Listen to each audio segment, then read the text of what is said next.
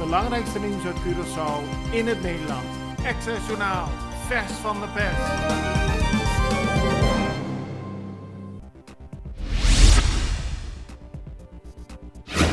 Uit cijfers die de Curaçaose overheid gisteren bekend heeft gemaakt, blijkt dat het aantal coronapatiënten in het ziekenhuis aan het afnemen is. Er liggen er nu nog 82 in het ziekenhuis, waarvan 32 op de intensive care. Eerder waren 9 personen naar Aruba overgebracht. Daarvan liggen nog 5 personen op de intensive care en 4 in het gewone ziekenhuis. Het aantal actieve besmettingen op Curaçao is nu 2068 en dat is veel minder dan in de afgelopen weken. Er zijn gisteren 50 nieuwe gevallen bijgekomen en 248 mensen zijn hersteld. Het totaal aantal personen dat is overleden is gestegen naar 95. Enkele weken geleden kwam Curaçao nog negatief in het nieuws toen volgens de New York Times bleek dat Curaçao het land was met de meeste besmettingen per 100 inwoners. Nu zijn we weer wereldnieuws, maar dan heel positief. Curaçao is het land met het meeste aantal vaccinaties per 100 inwoners. Het aantal is 13,4 prikken per 104 inwoners en dat is heel veel vergeleken met de rest van de wereld. Daarnaast blijkt het aantal vaccinaties flink te groeien op Curaçao. 60.000 mensen hebben al hun eerste vaccinatie gekregen. 15.000 mensen daarvan hebben ook al hun tweede gekregen.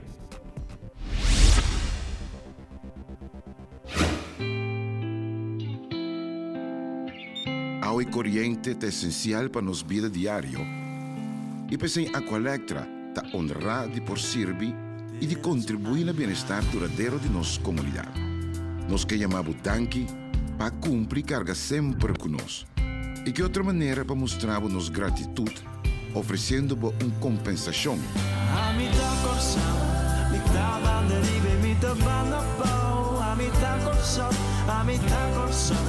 Coração chiquinho no meio do mundo. Se a botar coração, nota importância, botar ela blow. A botar coração, botar me em lugar especial. Vou conseguir registrar e aplicar tranquilo via aqualectra.com/dankinabo of chama 0800 0135. Muito nos contribui na melhor Curaçao. Enkele dagen geleden vonden er versoepelingen plaats van de coronamaatregelen.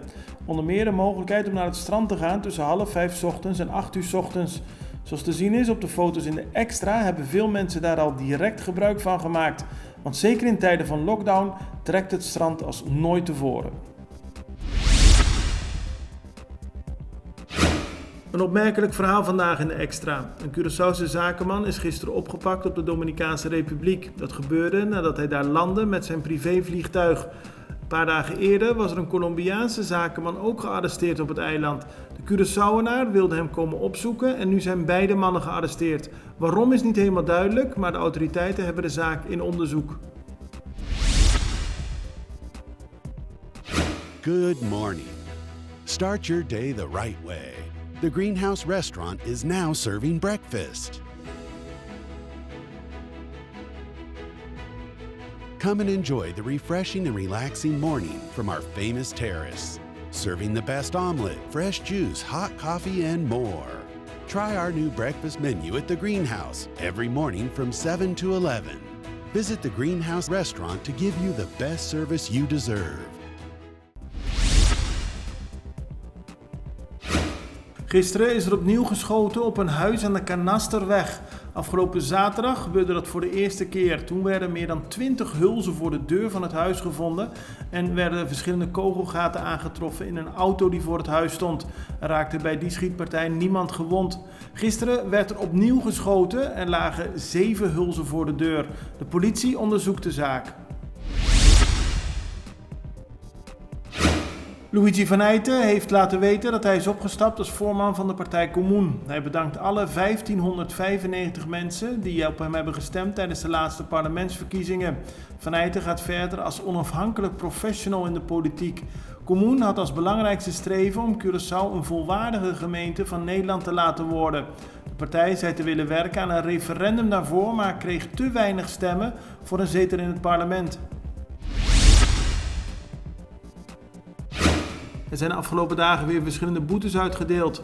Een team van het ministerie van Economische Ontwikkeling samen met agenten van politie controleren op straat en bij bedrijven of men zich aan de maatregelen houdt. De afgelopen dagen werden boetes uitgedeeld aan minimarkets, aan supermarkets en aan een administratiekantoor.